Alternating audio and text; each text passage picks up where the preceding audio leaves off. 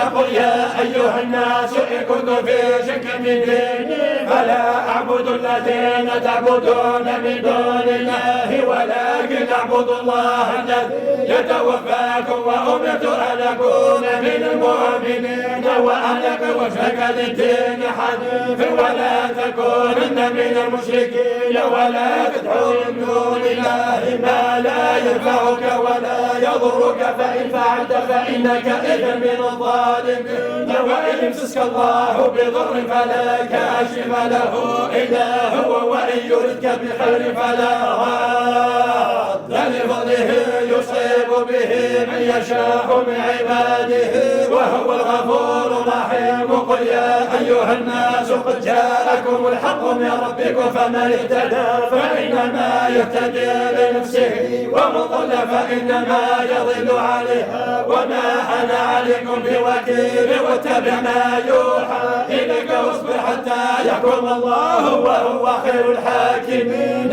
ألف لام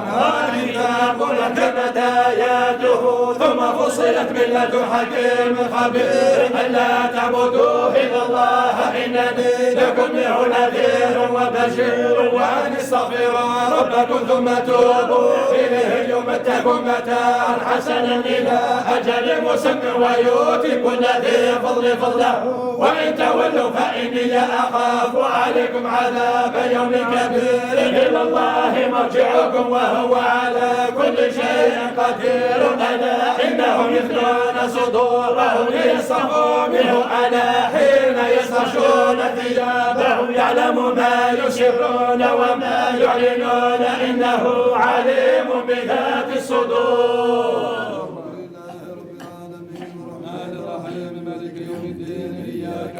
وإياك نستعين اهدنا الصراط المستقيم صراط الذين أنعمت عليهم غير المغضوب عليهم ولا الضالين آمين. سبحان ربك رب العزة عما يصفون وسلام على المرسلين.